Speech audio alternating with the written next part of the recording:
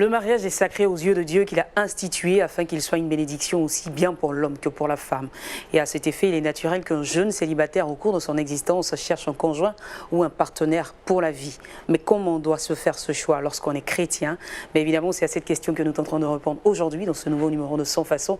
Shalom chez vous, mais surtout, bienvenue, serviteurs de Dieu. Dieu vous bénisse de votre présence. Et je commence bien sûr par le pasteur Tchoumou.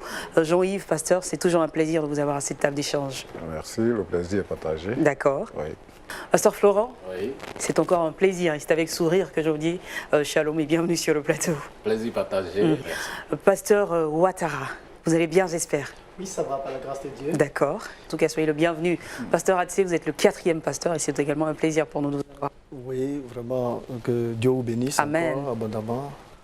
En tout cas, vous êtes bénis, vous aussi qui allez nous suivre. Je suis sûr que vous sortirez forcément richement bénis de tous ces échanges que nous aurons sur ce thème-là. Le chrétien face au mariage. Alors, pasteur Jean-Yves, on va bien sûr commencer avec vous sur cette première question. Des questions de généralité déjà. On parle de mariage aujourd'hui, le mariage et le chrétien. Est-ce qu'on ne pourrait pas déjà commencer par donner une brève définition du mariage? Qu'est-ce qu'on entend par mariage, selon vous? Bon, c'est un choix, ce n'est pas une obligation D'accord. de se marier. Le mariage est une union libre et consentie par deux personnes de sexes opposés. Voilà, il faut noter ça. Bon, il y a des hypothèses, mais nous pouvons dire que le mariage a été institué par Dieu lui-même. Donc, c'est avoir une vie commune pour fonder une famille. C'est ça le mariage. D'accord. Ouais. Et je reste tout juste à côté de vous avec le pasteur Ouattara. Est-ce que selon vous, enfin je veux dire avant de savoir si à votre niveau le mariage est un choix ou une obligation, est-ce que vous avez une définition brève aussi à apporter en ce qui concerne le mariage lui-même? Oui, il faut dire que le mariage est une alliance entre deux personnes de sexe opposé. Et le mariage est aussi une bénédiction. Pourquoi? Parce que le mariage lui-même, il a été institué par Dieu. Et le mariage est une institution divine. Voilà. D'accord. Hein. On va revenir à vous tout à l'heure pour savoir si c'est un choix ou c'est une obligation de se marier. Mais avant, pasteur Florent, le mariage selon vous, ça voudrait dire quoi? Ah oui, ça voudrait dire que deux êtres de sexe opposé, comme l'a dit le pasteur Tchoumou tout à l'heure, s'aiment et veulent vivre ensemble. Et pour le jeune, la définition du pasteur Elie tout à l'heure, c'est une alliance, et j'ajouterais sacrée. Et parce que cette alliance est sacrée, on a obligation de concession. C'est important donc ce caractère sacré là. Pardon, oui, c'est très important. Ça vous oblige à beaucoup de concessions à faire pour vivre toute votre vie durant. En harmonie. Voilà. En harmonie. D'accord. Pasteur Hatsé, vous partagez la même définition? Juste un additif, hein, comme le pasteur Conan Florent vient de le dire. Pour moi, le mariage, c'est le cadre privilégié pour développer une vie de couple. Donc, et puis très harmonieuse du fait au fait pour que deux êtres de sexe opposé réellement soient réellement ensemble. Voilà, donc pour l'heure, c'est ce que je peux dire. D'accord. Donc tout de suite, le mariage, on le sait, c'est l'alliance, c'est l'union de deux personnes de sexe opposé. Alors justement, en parlant de ce mariage toujours, est-ce que c'est un choix ou c'est une obligation? On a l'attitude de décider de se marier ou de ne pas le faire, ou on est contraint à le faire absolument? Pasteur Tchoumou. Oui, on dit que c'est un choix. On n'est pas contraint.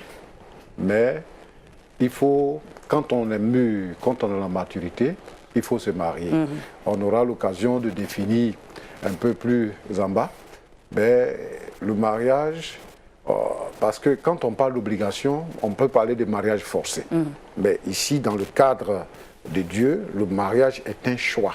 C'est deux êtres de sexe opposé qui se choisissent et qui décident ensemble de vivre pour le restant de leur vie. D'accord. Voilà. Pasteur Ouattara, est-ce que c'est une obligation ou est-ce que c'est un choix, le mariage? Si le mariage est une obligation ou un choix, je pourrais d'abord dire que selon Genèse chapitre 2, verset 18, et la Bible dit que l'Éternel dit « Il n'est pas bon que l'homme soit seul ». Dieu fait un constat. Et Dieu dit « Je lui ferai une aide semblable ». Donc Dieu constate que l'homme étant seul va créer un être qui va être sa compagne. Et en Genèse 1, 28, la Bible dit que Dieu les bénit, Dieu bénit l'homme et la femme et leur dit soyez féconds, multipliez, remplissez la terre et assujettissez-la. Donc, en un mot, se marier est un ordre du Seigneur. Est un ordre du Seigneur. Et comme Dieu n'a pas créé l'homme comme un robot, Dieu a donné à l'homme de choisir. Donc, le mariage est un choix. Parce qu'il y a certains qui ont choisi de ne pas se marier et de vivre ainsi. Mais si vous choisissez de ne pas vous marier, il faut savoir que vous pouvez être, comment on appelle, exposé à l'impudicité. Vous pouvez être exposé à d'autres vices. Et donc, pour suivre l'ordre du Seigneur, il serait bon de se marier. De se marier, d'accord. Alors, pasteur Florent. Alors, moi je dis que bon, sur ce plateau, nous sommes tous des pasteurs, sinon majoritairement des pasteurs, sauf vous, Claudia. Alors donc, on va parler dans l'esprit des pasteurs, mais il faut qu'on tienne compte aussi du public qui nous suit. D'accord. Le mariage, on entend souvent dans nos églises ou même dans le monde, « Oh, je ne suis pas prêt pour me marier ». Alors qu'il vit avec une femme. Donc, en parlant du mariage, moi je prends en compte le fait qu'on vive avec une femme, qu'on aille avec une femme. Donc si c'est dans ce principe-là, je dis le mariage est une obligation. Vous êtes obligé de vous marier en bonne et due forme, selon que le Seigneur recommande. C'est vrai, vous allez choisir votre conjoint, mais c'est une obligation. Vous ne choisissez pas de vous marier. Dieu dit qu'il faut que vous vous mariez quand vous voulez aller avec un homme. Bon, si ne pas aller avec un homme ou bien une femme, je veux dire le sexe opposé, si c'est cela le mariage, oui, c'est cela le mariage, je pourrais dire qu'il y a des eunuques. Des eunuques, c'est-à-dire des personnes qui n'ont pas toutes les aptitudes de se marier. Donc le Seigneur les désire ainsi dans sa famille. Mais dès lors que vous avez tout ce qu'il faut pour aller avec une femme ou bien un homme, alors c'est une obligation pour vous de vous marier. On ne le fait pas à l'essai. Donc le concubinage est proscrit. Voilà, donc le mariage est une obligation dans ce sens. Pasteur Atsir. Oui. Ouais, donc on dit que le mariage, c'est pas une obligation. On entend dire aussi que c'en est une. Donc finalement, vous, qu'est-ce que vous avez à dire sur ça? En première des choses, c'est une obligation. Une obligation, voilà pourquoi depuis l'origine, le Seigneur Dieu Tout-Puissant nous a dit qu'il n'est pas bon que l'homme soit seul, pour éviter beaucoup de dégâts dans le milieu chrétien. D'accord. Alors justement, on va rester sur cette parole-là. Il n'est pas bon que l'homme soit seul, donc il faut forcément mettre à ses côtés quelqu'un. Alors justement, ce quelqu'un en question, quel facteur devrait donc entrer en ligne de compte justement pour le choix de ce quelqu'un ou de ce conjoint? Pasteur Jean-Yves. Oui, pour choisir une femme qu'on épouse. Est-ce qu'il y a des facteurs dont il faut tenir compte? Pour que moi je choisisse une femme, je dois choisir une femme qui est convertie, parce que je suis converti, une chrétienne qui craint Dieu, donc qui ne vit pas selon le monde. Comme quelqu'un l'a dit tout à l'heure, le mariage n'est pas à l'essai. Donc on choisit une femme qui craint Dieu. Et dans le choix qui s'est fait, il y a des choses, c'est-à-dire comment est-ce que je choisis la femme que j'épouse. Il y a des gens qui parlent de rêves, de visions. Il y a des gens qui parlent de révélations et tout ça. Et puis il y a des gens qui aiment simplement, qui voient, qui désirent, qui aiment simplement et qui choisissent la femme qu'il faut. Mais moi, le premier critère que je voudrais énumérer ici, la volonté de Dieu, c'est qu'un homme se marie à une femme. Donc c'est l'homme qui décide de choisir la femme qu'il veut. Et selon les critères qui sont énumérés dans la parole de Dieu. Parce qu'il ne faut pas aller en dehors de la parole de Dieu si nous voulons avoir un foyer heureux. Tout n'est pas de se marier, mais il faudrait que notre mariage soit heureux et que cela dure le temps que nous allons vivre sur la terre. D'accord. Voilà. Pasteur Ouattara. Quel facteur devait entrer en ligne de compte? Et je pourrais d'abord dire qu'en premier, il faut s'assurer que le conjoint ou la conjointe est majeur. Très important, parce que nous vivons dans une société où tout est réglementé. Et de deux, il faut aussi s'assurer que le conjoint ou la conjointe, puisque nous parlons de mariage chrétien, connaissent le Seigneur, aient rencontré le Seigneur et marchent avec le Seigneur, et qu'elle soit convertie ou qu'il soit converti. Et partant de là, ce serait important. Et le troisième facteur que je voudrais souligner, c'est que le conjoint ou la conjointe doivent être matures. Matures spirituellement et matures aussi physiquement. Important. D'accord. Oui. Pasteur Florent, hein, il y a beaucoup de critères, il y a beaucoup de facteurs dont il faut tenir compte justement Bien sûr. avant de faire son choix, avant de s'engager. Tout à fait. Et là, je rejoins les collègues pour dire que si on dit le mariage n'a pas de frontières, dans le monde on entend souvent ça, on s'aime, on va se marier, c'est l'essentiel. Je pense que pour le chrétien, pour un foyer heureux, il faut d'abord qu'il tienne compte de l'aspect spirituel. Bon, l'aspect ethnique n'a pas d'importance, mais l'aspect spirituel doit être prioritaire. Et la suite en dépendra. Si nous avons des foyers qui connaissent des naufrages aujourd'hui, c'est là, ça part de là. Il faut bien qu'on analyse cet aspect-là. Non, il ne suffit pas d'aller à l'église, trouver une sœur de l'église. Il faut voir, elle est à l'église, c'est vrai, mais quel est le niveau de vie spirituelle qu'elle a maintenant? Et puis ensuite, on pourra parler de l'amour. Oui, l'amour doit se baser sur l'aspect spirituel. Il faut que je sois sûr que mon partenaire ou ma partenaire est vraiment converti à Dieu. Et puis bon, la suite, c'est peut-être relatif, l'amour, et puis voilà, on peut construire ça là-dessus. Pasteur Atsé, vous pensez que si c'est, enfin, tout ce qui a été énuméré tout à l'heure, si ça n'a pas été respecté avant de faire le choix, ça peut nous porter préjudice par la suite? Vous voyez, ça peut nous causer préjudice, nous rattraper au milieu même dans le foyer. Parce que, écoutez bien, quand nous lisons le livre de Genèse 2, verset 15, l'Éternel Dieu prit l'homme et le plaça dans le jardin d'Éden pour le cultiver et pour le garder. Vous voyez, dans cette pensée, Dieu qui voulait réellement le mariage a permis que l'homme d'abord ait cette capacité de maturité, d'avoir son travail, et même encore en cultivant, mais il puisse être encore le gardien de ce qu'il fait. Donc c'est avoir réellement, comme je peux le dire, l'âge de la maturité pour parler de mariage.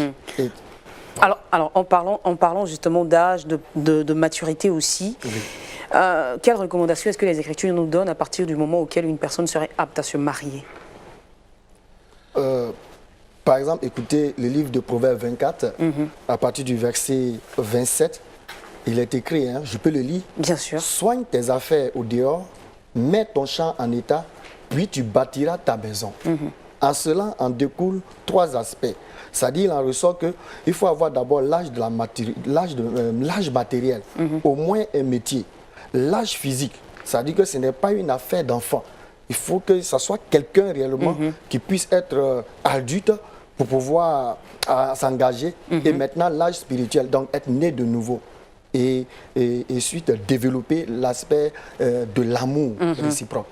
Voilà, voici ce que la base même pour qu'on puisse s'engager dans un mariage. Voilà.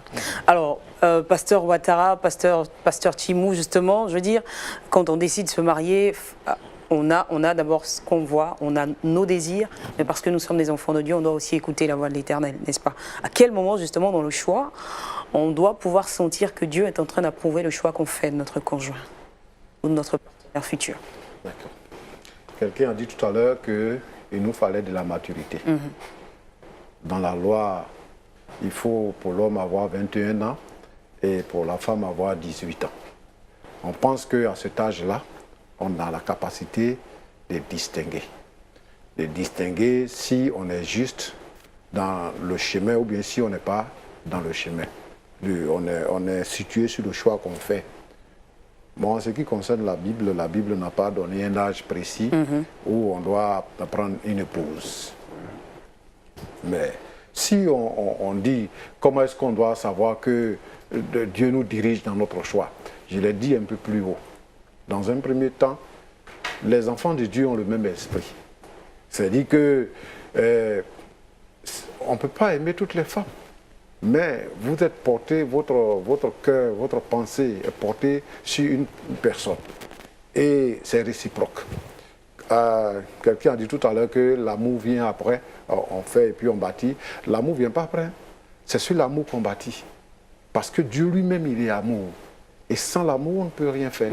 Donc, pour être sûr, pour être convaincu que Dieu nous dirige quelque part, il y a ce qu'on ressent au fond de nous.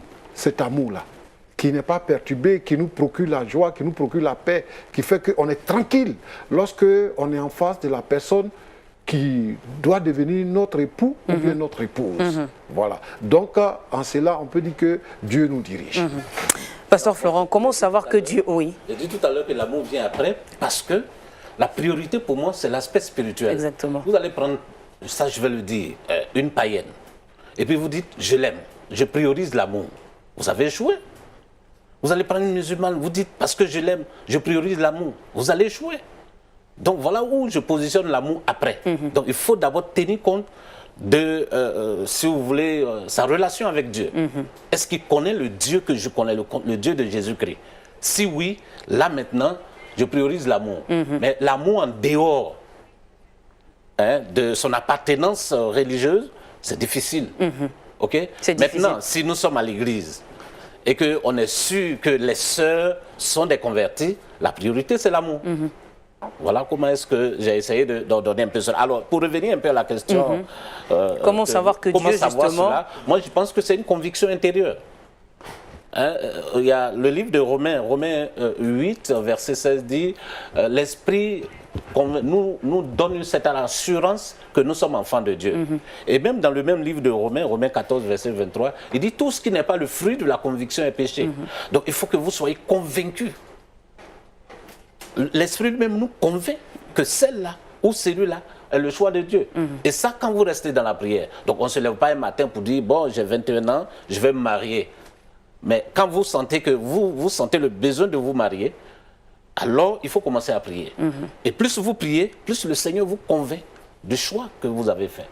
Et donc, voilà, moi, comment est-ce que... Voilà, la conviction intérieure. D'accord. Et l'Esprit est là pour nous conduire dans cette conviction. Pasteur Ouattara, sur la même question, selon vous, comment Dieu, savoir que notre Dieu, en fait, approuve le choix que nous faisons de notre par conjoint? rapport aux recommandations, je pourrais lire, par exemple, 1 Corinthiens chapitre 7, le verset 8. C'est Paul qui parle. À ceux qui ne sont pas mariés et aux veuves, je dis qu'il leur est bon de rester comme moi. Là, nous voyons que Paul a choisi de rester comme ça. Et il continue au verset 9. Mais s'il manque de continence, qu'il se marie, car il vaut mieux se marier que de brûler. Et à un moment donné, nous ressentons le désir de se marier. Et nous voyons que nous avons atteint la maturité et il y a certains aspects qui vont commencer à se manifester en nous. Apprécier une personne, admirer une personne et vouloir rentrer dans les liens du mariage. Et de là déjà, nous pensons que les Écritures nous recommandent cela. Et maintenant, comment savoir si Dieu approuve le choix? Moi, je pourrais dire en premier que Dieu parle tantôt d'une manière ou d'une autre. Il peut avoir la conviction personnelle, interne. Dieu peut nous parler à travers les sentiments, l'amour, commence à aimer. Dieu peut nous parler aussi à travers les songes, des rêves. Dieu parle tantôt d'une manière ou d'une autre. Mais en tout cela, il est aussi important d'approcher nos dévanciers, d'approcher nos bergers, d'approcher nos instructeurs pour leur faire part de ce que nous ressentons. Parce que des fois, dans la jeunesse, là, dans la fougue, nous voulons faire comme. Et cela, souvent, entraîne beaucoup de situations. Alors justement, sur ça, Pasteur Florent, Pasteur Assé, sur ce que le Pasteur Ouattara est en train de dire concernant le fait qu'il faut, par moment, approcher les devanciers. Les approcher à quel moment? Je veux dire, à quel moment? Pour se faire aider dans le choix ou pour leur proposer le... Enfin, pour leur présenter, en fait, le choix qu'on a fait? Oui, mais dans la vie, on a parlé de cela, le guide spirituel. Le père spirituel, il doit être père dans tout. Voilà. Donc si j'ai commencé à vous encadrer depuis votre conversion, quand vous voulez vous marier aussi, j'ai quand même le droit de vous accompagner en cela. Donc c'est à ce moment-là, dès que vous sentez le besoin de vous marier, il faut aussi se confier à son père spirituel. On a besoin de ses avis, de son orientation aussi. Voilà. Pasteur Atsé, c'est cela? Oui, en tout cas, c'est de le consulter avant même de faire le choix, dès qu'on sent, enfin, on ressent en son cœur le désir de, voilà, de se mettre, enfin, de se marier à quelqu'un. À ce moment-là, on approche le devancier, le père. Vous voyez, cette question, il faut la recadrer.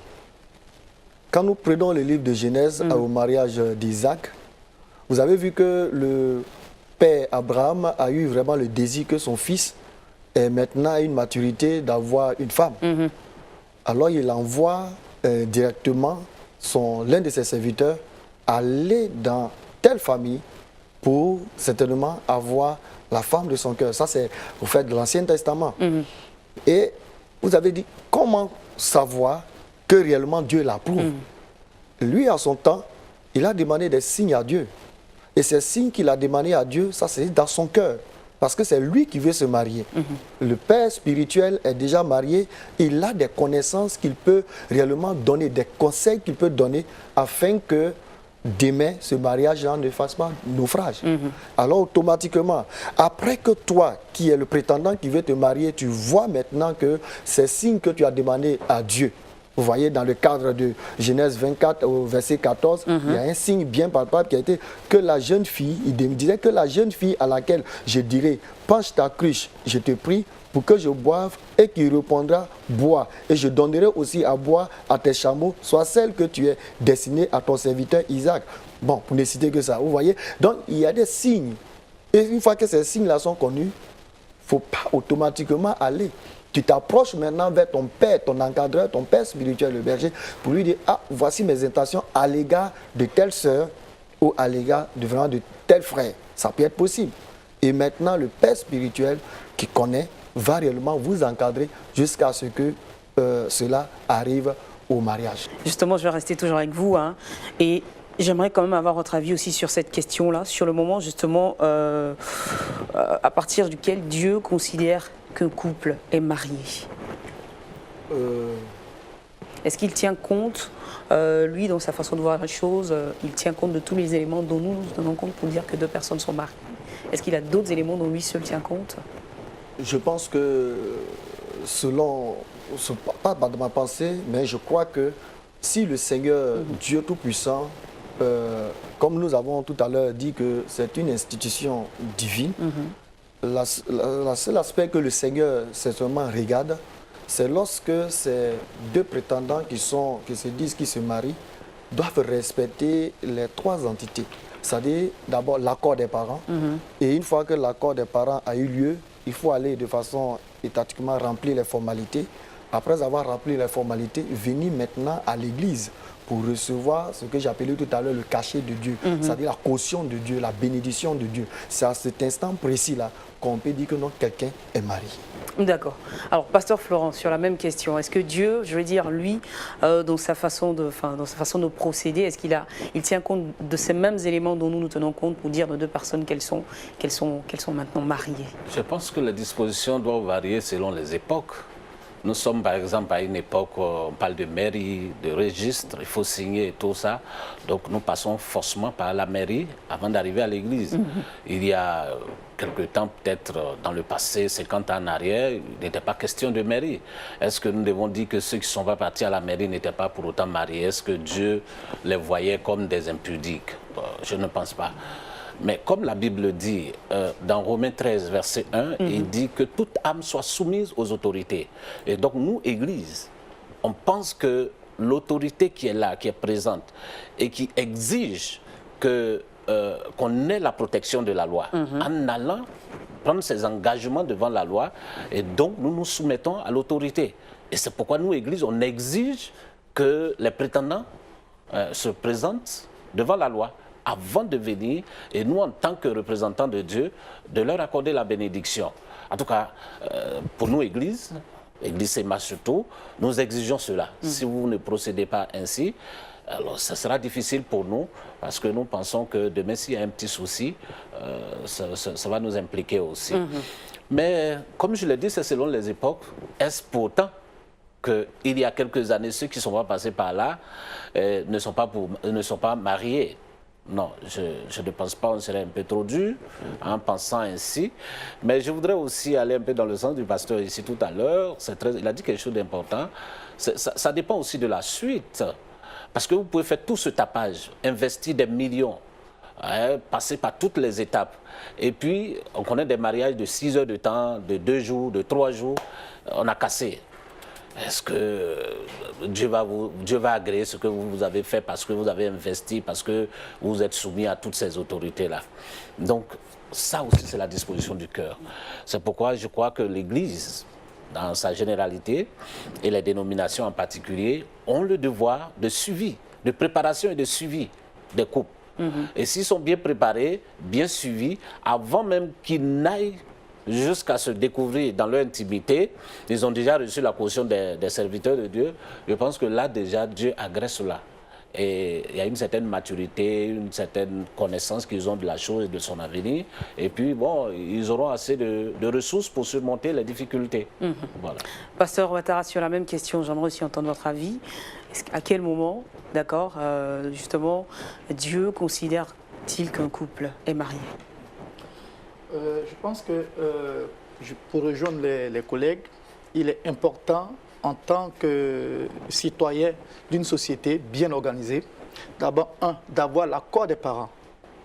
Parce que l'homme vient d'une famille, la femme vient aussi d'une famille. Avoir d'abord l'accord des parents et la bénédiction des parents.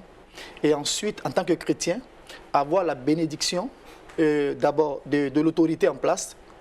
Et nous sommes, par exemple, en Côte d'Ivoire, et la loi nous permet le mariage. Et de par cela, le mariage sera enregistré au niveau de la Côte d'Ivoire, disant que tel et tel sont mariés effectivement. Et puis maintenant, au niveau de l'Église, reconnaître la bénédiction qui est apposée sur le mariage concernant le frère et la sœur. Et la Bible dit que lorsque l'homme et la femme s'unissent, enfin ils quittent le père et la mère et se lient, ils deviennent une seule chair. Et donc moi je dirais que c'est lorsque le mariage est consommé, lorsqu'il y a eu union, lorsqu'il y a eu rapport sexuel, qu'on dira que le mariage a été... donc le couple maintenant, à ce moment-là, est considéré comme marié.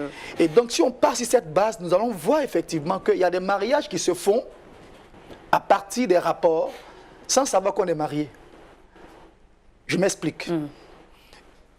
On est là comme ça, dans le copinage, puisque la Bible dit que celui qui se lie à une femme devient un.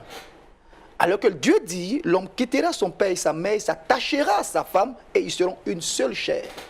Donc si Dieu considère là que le fait de s'attacher et de consommer le mariage, c'est devenu une seule chair, donc celui qui se lie à une femme, même qui n'est pas son épouse, aux yeux de Dieu, ils deviennent un. Vous partagez cet avis, pasteur? Dieu approuve cela? Voilà la question. Est-ce que Dieu approuve? Pasteur Tchoumoula, histoire un élément. À quel moment Dieu va considérer cela comme vous êtes marié? Vous aurez violé l'intimité, certainement, mais est-ce que Dieu vous considère vraiment comme des mariés? C'est la véritable question. Ou vous avez obligation de rester ensemble? Parce que la suite aussi, on verra cela. Ça, c'est ça qui occasionne surtout les divorces. Enfin, ça, c'est important. Bon, moi, je veux intervenir. Les uns et les autres l'ont dit avant moi. Nous parlons de mariage chrétien. Dans ce contexte-là, il est important que nous soyons situés. C'est-à-dire que nous sommes en Afrique. Parce que nous sommes en Afrique, il y a des étapes. Nous n'avons pas la même conception du mariage que le monde occidental. Le mariage tel que nous le faisons aujourd'hui nous a été introduit par le monde occidental. Donc, dans l'Église, nous avons connu l'Église par le monde occidental. Quand on demande, quand on dit, est-ce que le mariage, c'est à partir de quel moment que Dieu reconnaît le mariage? C'est Dieu qui a institué le mariage, c'est ce que nous avons dit dès le début de cette émission. Donc si Dieu a institué le mariage, selon que nous avons été répartis sur la terre, il y a des institutions de mariage qui ont été faites. Chez nous en Afrique, c'est quand on a fait la dot, on envoie la femme pour dire qu'elle est mariée. Ça, c'était avant que la loi sur le mariage ne soit promulguée dans notre pays. C'est-à-dire qu'avant ça, là, quand on a fait la dot, là, c'est votre femme. D'accord. Mais aujourd'hui, excusez-moi, je sais que je peut-être piétine quelque chose, mais aujourd'hui, c'est différent. Parce que nous sommes rentrés dans une autre sphère du mariage. où il faut faire la dot, où maintenant là, on fait coco, il faut faire la dot ensuite, et puis maintenant aller à la mairie et après aller à l'église. C'est plusieurs formes de mariage que nous faisons. Le mariage que Dieu prend en compte, c'est que lorsque nous avons entamé la première chose, c'est-à-dire que la dot là, lorsque nous avons entamé là, et qu'on est allé chez les parents, on est revenu et tout ça, on est marié. C'est pas parce que forcément on est allé ensemble qu'on est marié. Non, non, non. Sinon, les prostituées, elles ont combien de maris? C'est pas parce que forcément on est allé ensemble qu'on est marié. Mais quand on a commencé à suivre les règles, c'est-à-dire que c'est une étape. La dot, là, c'est une étape. Justement. Maintenant, comment on appelle ça? La mairie aussi, c'est une étape. Et comment on appelle ça là?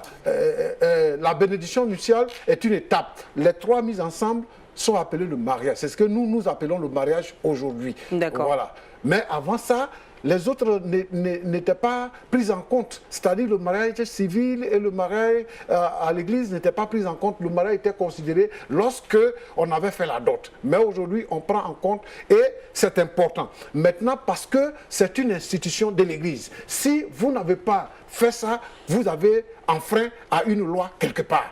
Donc, il faut ça. Bien sûr, pasteur Timou. Alors justement, je pense que j'avais posé cette dernière question, mais vraiment à dessein, quand j'ai posé la question de savoir à quel moment est-ce que justement Dieu il considère donc un couple comme étant marié, c'était vraiment à dessein. Et dans vos propos, c'est à ressortir dot à plusieurs reprises. C'est quoi justement la dot avant qu'on poursuive le débat? Qu'est-ce que c'est que la dot? Pasteur Atsé, pasteur Florent, mais c'est ouvert là. La dot, qu'est-ce que c'est? Sœur Claudia, c'est une bonne question.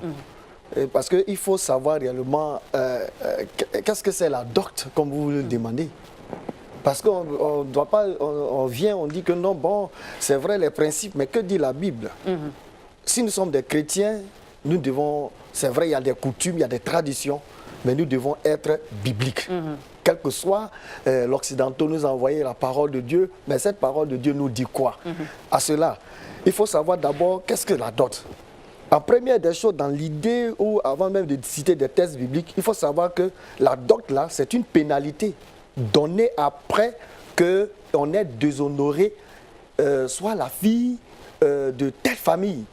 Donc, c'est cette pénalité là qu'on taxait à cet individu qui a déshonoré la fille. Voilà. Donc, c'est cette pénalité qu'on venait payer. De nos jours, on parle de dot, mais c'est dans quel contexte? Il faut vraiment bien recadrer cela. Parce que les textes sont clairs. Tout à l'heure, je ne sais pas qu'on doit demander la racine biblique de. Voilà, la racine biblique.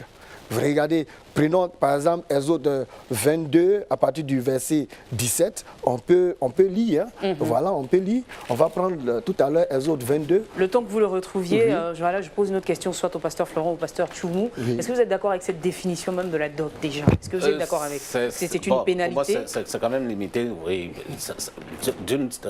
Dans une certaine circonstance, c'était une pénalité. Mais aujourd'hui, c'est en quelque sorte la garantie de la solvabilité économique du garçon. C'est-à-dire les beaux-parents. Moi, je suis l'homme. Je vais prendre une femme dans une famille. Et donc, la dot que la famille de la femme m'exige, c'est une somme quelconque que je dois donner pour garantir ma maturité économique. OK? Je suis capable de prendre soin de cette femme-là. Et c'est comme un échantillon que je dépose, une sorte de caution. D'ailleurs, la Bible a dit, dans Genèse 2, verset 24, il a dit, l'homme quittera son père et sa mère. Quitter son père et sa mère. Donc, je dois prouver que je vais quitter mon père et ma mère, et cette femme-là, c'est moi qui vais prendre soin d'elle. Donc, la dot vient pour garantir cela. Donc, la dot va donner aussi de l'honneur, et à l'homme et à la fille. Ok, ça va honorer ces familles-là. Donc, c'était vraiment pas, c'est pas toujours une imposition. Hein. C'est pas toujours une imposition. J'aime quand même ce peuple. Il y a un peuple, par exemple, quand vous allez prendre une femme chez eux, la dot qu'on exige, on dit ce qu'on demande chez vous. Moi, je suis l'homme. La femme que je vais prendre, les beaux-parents ne m'exigent rien. Ils disent, tu veux prendre une femme dans une famille. Comment est-ce que tu comptes l'honorer et honorer ta famille là? Agis selon ça. Si tu estimes que 5 francs, c'est ça qui fait l'honneur, tu envoies, ils acceptent librement. Ça n'a rien à voir avec ce qu'on voit aujourd'hui, des millions, une partie de bœufs, tout ceci et tout cela. Non, ça, cette façon d'imposer, c'est pas trop... Pasteur Ouattara, sur la définition même de la dot, avant de pousser un peu plus le débat. Par rapport à la définition, la dot, selon moi, représente dans sa pratique actuelle les biens ou la somme exigée par les parents de la fille qu'on demande en mariage. Et dans chaque région, chacun a ses impositions. Mais pour revenir au mariage chrétien, la dot en elle-même n'est pas obligatoire. Parce que la dot n'est pas biblique. La dot a pour origine une tradition ou une pratique cananéenne. Comme tout à l'heure le pasteur le disait, c'est lorsque Dina, la fille de Jacob, avait été séduite et même violée par le fils de Hamor, Sichem, Genèse chapitre 22, Exode 22, 17. Et donc, c'est le père qui a exigé lui-même. Il dit, proposez-moi une dot. Ce n'est pas Jacob qui a demandé, mais c'est Hamor qui a dit cela. Donc, pour dire, et c'est partant de là maintenant que l'histoire de la dot a été mise sur pied. Sinon, la dot elle-même ne vient pas de Dieu. D'accord, donc il n'y a pas, d'après le pasteur Ouattara, en fait, il n'y a pas de fondement, il n'y a pas de racine biblique. Donc, vous avez trouvé le texte, pasteur Atsé? Oui. Ou ça va dans le même sens? C'est dans le même sens. D'accord. C'est dans le même sens de ce qu'il vient de dire. Voilà pourquoi j'ai parlé de pénalité. Parce qu'il a déshonoré réellement la fille. Cette fille qui était vierge, cette fille qui n'a pas connu de garçon. Donc cela voudrait dire... D'accord. C'est une pénalité. D'accord. Donc cela voudrait dire, pasteur Camara, vous entendez, et pasteur Atsé également, qu'aujourd'hui, un mariage chrétien serait valable sans dot. Effectivement. Il serait valable sans dot. Sans dot. Pasteur Toumou. Moi, je ne partage pas cet avis. Quand on dit que la dot n'a pas une racine biblique, quand on lit 1 Samuel 18, là-bas, voilà, jusqu'au verset 27, vous voyez, si on dit que la dot a été imposée par les Cananéens, Dieu a la possibilité de dire qu'il n'a plus besoin de dot dans sa maison. Mais quand le roi Saül dit à David, je te donne ma fille Mika pour que tu l'épouses, David dit, je ne peux pas, parce que je n'ai pas les moyens d'épouser la fille d'un roi, je ne peux pas payer la dot. Et le roi Saül lui dit, je ne te demande pas de dot, mais je te demande d'aller en guerre et de rapporter telle chose de la guerre. Voilà. En fait, ici, la dot là, ça fait partie, et il y a beaucoup de versets bibliques qu'on pourrait énumérer pour parler de la dot. La dot a une racine biblique, sinon on l'aurait proscrite. Maintenant, ce que je vais dire, vous avez posé une autre question pour dire que est-ce qu'aujourd'hui on peut se passer de la dot? Un mariage chrétien, est-ce qu'il est valable sans dot? Est-ce qu'il est valable? Je dis que il y a, par exemple, dans la civilisation européenne, on n'a pas besoin de dot. Comment eux ils font? C'est-à-dire que c'est un cadeau. Si, par exemple, c'est un exemple que je donne, si je dois épouser Claudia, Claudia peut me donner un don, ou moi je lui donne un don, ou bien quelqu'un qui est extérieur au mariage donne un don. C'est comme ça qu'eux ils regardent, c'est un don qu'on fait. Peut-être que c'est ce qu'on a introduit quand on fait le mariage et puis on fait les dons. Mais chez nous, en Afrique, en Côte d'Ivoire, la dot, c'est une obligation. Qu'on soit chrétien ou qu'on ne le soit pas. C'est une obligation, excusez-moi, c'est une obligation. Quand on dit pour reconnaître que vous avez la fille de quelqu'un, c'est que vous l'avez dotée. Les Européens, là, ils se racontent dans le cinéma et puis ils s'épousent. Or, chez nous, ici, on va voir la famille. Et il y a une garantie pour que la fille soit épousée. Il y a une garantie. Tout à l'heure, quelqu'un a dit, moi, chez moi, là, quand on s'en va faire dot, aujourd'hui on est dans le temps moderne, parce que le mariage lui-même là, ce n'est pas une affaire de deux personnes, c'est une affaire de deux familles. D'accord. Voilà. Pasteur Ouattara.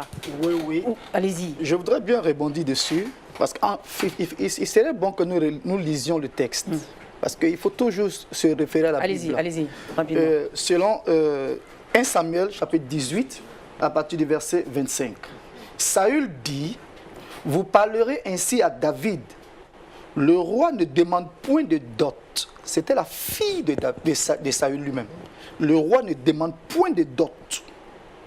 Mais il désire sans prépuce de Philistins pour être vengé de ses ennemis. Si vous remarquez, la dot même en elle-même est une affaire, je dirais, derrière la dot, il y a un système de sorcellerie, il y a un mystère. Pourquoi? Saül, il demande sans prépuce pour donner ma fille. À quoi ça répond? Il y a des familles ou il y a des régions où, à la dot, on demande à ce que le prétendant apporte une machette. Pour un mariage, dans les affaires de la dot, on demande une machette. Dans les affaires de la dot, on demande aussi de la poudre de fusil. Dans les affaires de la dot, on demande certains aspects qui n'ont rien à voir avec le futur foyer du jeune couple. Mais qu'est-ce qu'on retire derrière? Laissez-moi vous dire une chose. Je me suis rendu une fois à une cérémonie de dot de deux de mes fidèles. Et puis, lorsqu'ils ont fini de faire la dot, les deux parents étaient là, ils ont donné leur consentement. Quand on a fini de faire la dot, il y avait un pasteur qui était là, dit, bon, pasteur, nous on va partir parce que comme nous on ne pourra pas manger avec eux. J'ai dit effectivement, mais avant de partir, on va prier. Et le pasteur a élevé la voix, il a prié. Et j'élève la voix, j'ai dit, Père, voici que la famille du frère et la famille de la sœur viennent de donner leur accord pour que les deux enfants se marient. Ils ont reçu la bénédiction de leur famille. Mais je prie, sur la base de ta parole qui dit que personne ne sépare ce que toi tu as joint. Et qu'aujourd'hui, toute personne qui va s'élever, que ce soit de la famille du frère ou de la famille de la sœur, contre cette union éternelle, que ta colère s'abatte. Écoutez-moi, Claudia. Quand on a fini de faire, ils ont fini la cérémonie, ils avaient dressé une table. Ils ont commencé à mettre la boisson et la nourriture. Et nous, on était pressés parce qu'on avait d'autres activités à faire. Mais quand j'ai fini de faire la prière, que j'ai dit Amen, ceux qui devaient manger sont partis avant nous. Vous me suivez? Ceux qui devaient manger sont partis avant nous. C'est-à-dire quoi?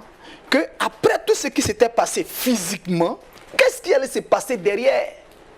Et quand chacun rentre à la maison, personne ne parle de la cérémonie. Et ceux qui sont restés à la maison disent, mais vous êtes partis à une cérémonie de dot, vous revenez, faites-nous le point. Personne n'en parle. Il dit seulement, mais qui est ce pasteur-là? Mais quel genre de prière il vient de faire? À la dot, il y a deux aspects. Il y a l'aspect physique et spirituel. Il y a des, comme on a dit, cela vient des Cananéens, c'est leur pratique à eux. Si Dieu voulait imposer la dot à ses enfants que nous sommes, Dieu l'aurait mis dans la loi. Il aurait imposé cela. Nous avons 613 lois et 10 commandements. Ni dans les 613 lois, ni dans les 10 commandements, nous trouvons la dot. La dot est une invention humaine, une invention de pratiques sorcellériques. Donc pour vous, la dot doit être peut-être soit proscrite, la dot pour des enfants de Dieu. Pour les enfants de Dieu, nous pouvons nous mettre d'accord pour dire quoi? Je veux épouser mon épouse, ou bien je veux épouser ma fiancée. Je vais voir les parents et selon la Bible, il est important, quand nous parlons de dire, tout à l'heure le pasteur disait, chez nous. Quand nous sommes chrétiens, nous n'avons plus un chez nous. Alors, nous n'avons plus un chez nous. Nous devenons enfants de Dieu. D'accord. Et nous vivons selon le royaume. D'accord. Pasteur Florent, alors là, il vient de sortir peut-être un aspect de la dot aussi, peut-être sur lequel on n'a pas forcément toujours l'esprit, on n'est pas toujours porté sur cet aspect-là, peut-être cacher les choses, ou on demande aussi aux prétendants parfois d'apporter des choses. Enfin, on parle d'une machette, on parle d'une poudre de fusil, on parle de sang prépuce et tout ça. Est-ce que vous êtes d'accord avec son raisonnement? Oui, en fait, moi je ne parle pas dans le sens d'imposer. C'est-à-dire la dot est obligatoire ou alors pour que ça soit valable par Dieu, agréé par Dieu, il faut forcément la dot. Mais c'est important. Et puis, ce genre de cas, allez-y voir un peu l'origine.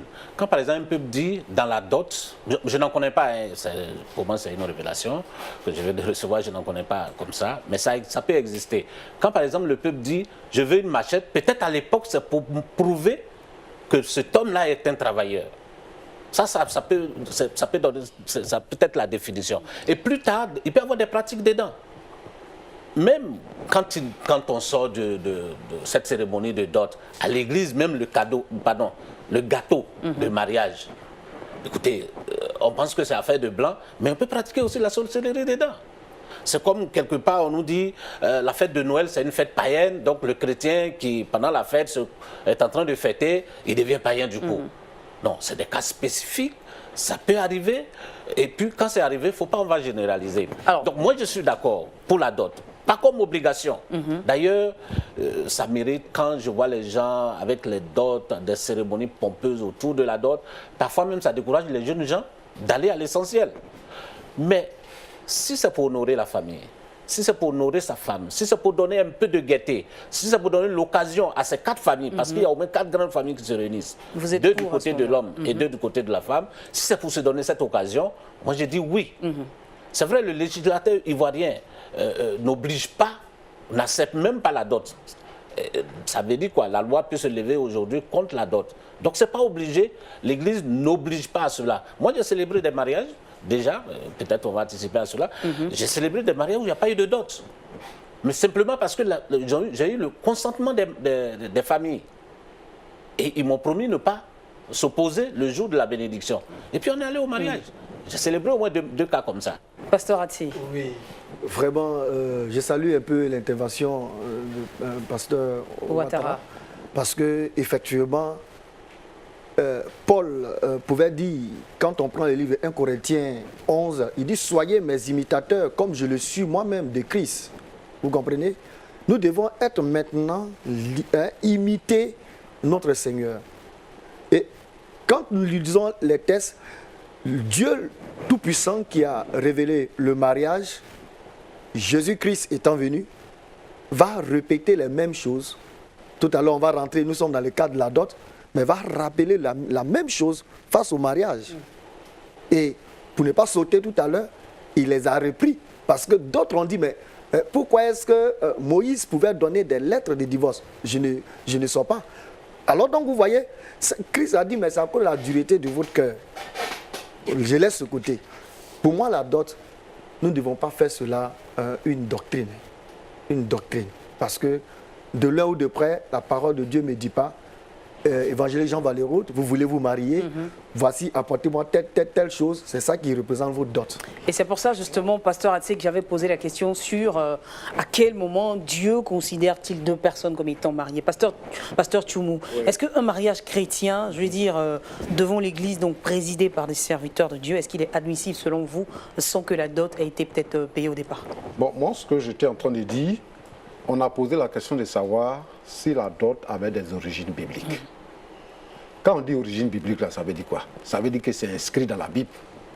Donc, dans ce que nous sommes en train de dire, c'est parce que c'est important et que ça existe dans la loi juive que David dit comment il s'appelle, dit à l'envoyé du roi que vraiment, moi, je suis peu important.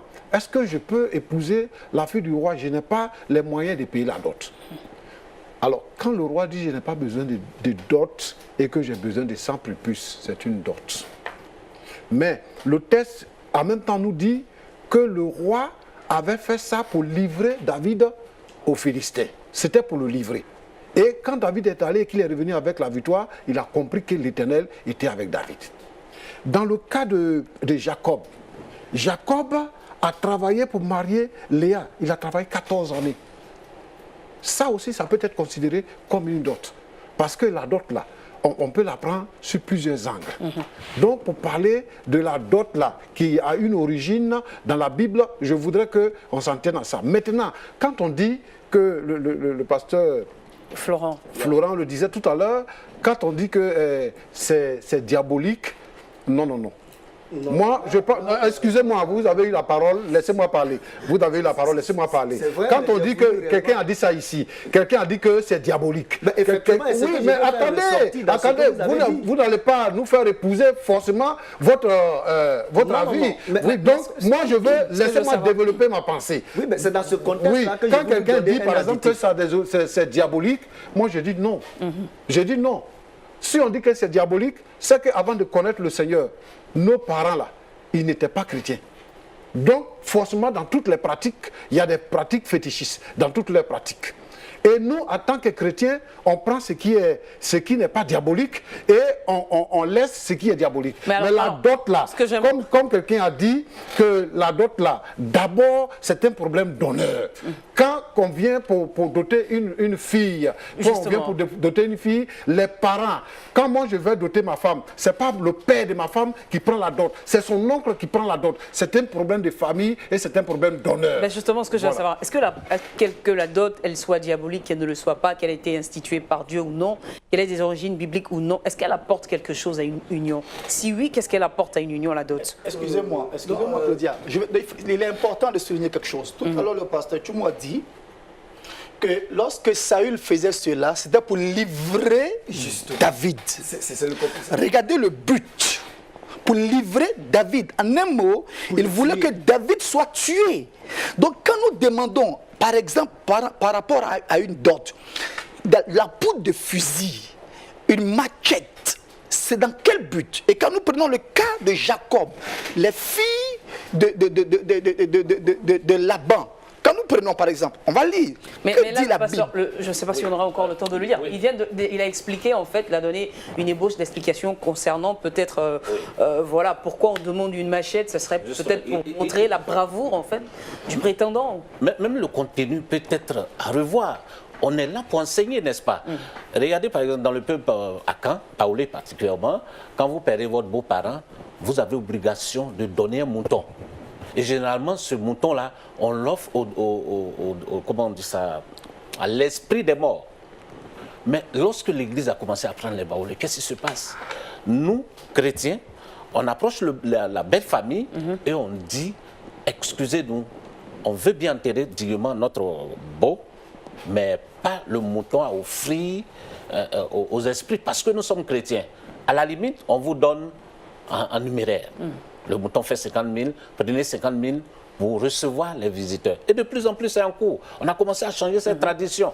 Et donc, par exemple, là où la dot exige encore la poudre de fusil, par exemple, ils n'ont qu'à nous donner l'explication. Si ça ne colle pas, écoutez, il faut les instruire. L'évangile est transculturel. Ça rentre dans les cultures, ça les transforme, ça les change. Mais qu'on ne dise pas obligatoirement que non, on est chrétien, on s'en fout de dot, on prend la fille, on s'en va. Non, ça ne marche pas. C'est pas ce que nous disons. Non, ce n'est pas dans ce sens que nous parlons. Nous devons respecter la famille. Mais nous devons aussi faire comprendre à la famille que nous appartenons à une nouvelle famille. Et les principes sont là. Et quand nous parlons des filles de Laban, la Bible dit, ne nous a-t-il pas traités comme des étrangères, c'est-à-dire comme des prostituées, car il nous a vendus et même il a entièrement mangé notre argent. Genèse chapitre 31, verset 15. Donc, qu'est-ce que cela entraîne? Donc, en parlant par exemple de ce que le pasteur a dit, on peut amener les parents à comprendre. Non, écoutez, c'est vrai, dans la tradition, c'est comme ça que vous faisiez avant, mais aujourd'hui, nous sommes chrétiens. Nous pouvons procéder comme ça. Je ne peux pas aller prendre la fille de quelqu'un comme ça de sa maison et sortir. Non. Mais je peux au moins dire, bon papa, je vais, pour la joie que cela va apporter, nous allons faire une fête. Écoutez, et puis même c'est les parents qui marient. C'est le père qui marie sa fille. Et il y a certaines cultures africaines qui disent, non, c'est vrai, tu veux marier la fille, mais c'est ma fille, mais je ne suis pas son propriétaire. Va voir son oncle. Va voir sa tante, ou bien son oncle ou son grand-père. Excusez-moi, l'oncle n'est pas chrétien. Le grand-père n'est pas chrétien. Il va demander certaines choses selon lui, sa culture. Alors que nous allons rentrer dans un mariage chrétien. Mais nous allons déjà rentrer avec certaines situations dans le mariage chrétien. Mais ne soyons pas surpris de voir que des mariages soient brisés. Ne soyons pas surpris de voir que rien ne marche dans les foyers. Et après on remet ça sur l'église. Donc si nous voulons marcher selon la Bible, allons du début à la fin. Que dit la Bible et marchons ainsi. On aura l'occasion de savoir aussi, de donner peut-être dans les émissions à venir justement les raisons peut-être par lesquelles il y a beaucoup de mariages qui se brisent aujourd'hui. Alors dernière question, pasteur Florence, que je veux savoir, est-ce que le mariage coutumier, puisque c'est de ça qu'il s'agit, la dot en question, autorise en fait le couple à vivre sous le même toit après qu'il ait été fait ce mariage coutumier? Je crois qu'on a parlé de cela. À une certaine époque, oui. On ne parlait pas de loi, de mairie, tout ça. À une certaine époque, c'est ça. Mais maintenant, je dis non. Maintenant, en tout cas, nous, Église, je pense qu'on ne peut pas facilement autoriser cela parce que vous êtes allé voir les parents et donc vous pouvez aller vivre.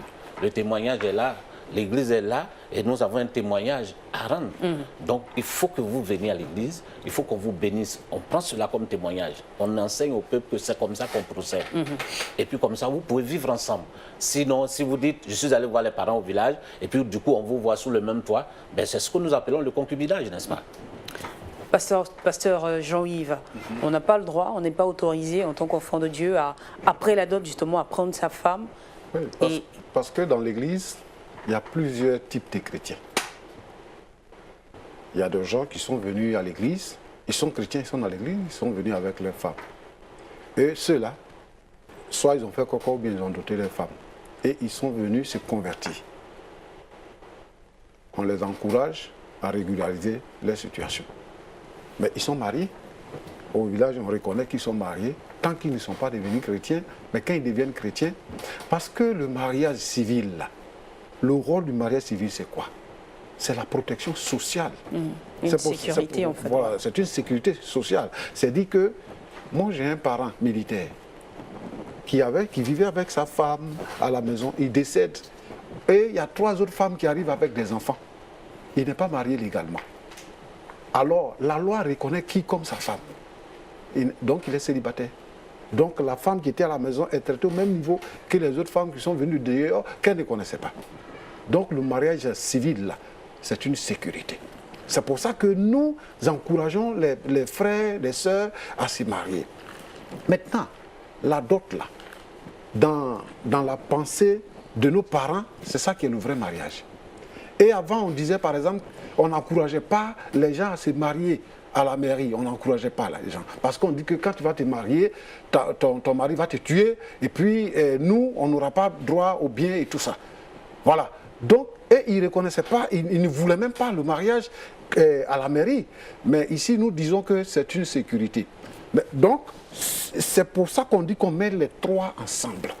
Pour dire que c'est ça qui est le mariage. D'accord. Voilà. Pasteur Ouattara, pour vous, est-ce que après avoir... Enfin, c'est vrai que déjà vous l'avez fait savoir, hein, que la dot, vous êtes quand même un tout petit peu contre. Mais justement, si vous avez des fidèles qui sont passés par cette étape-là, est-ce que, selon vous, il serait bon de les encourager à vivre sous le même toit avant d'être passés soit par la mairie et par la bénédiction à l'église également? Non, je refuse. Pourquoi?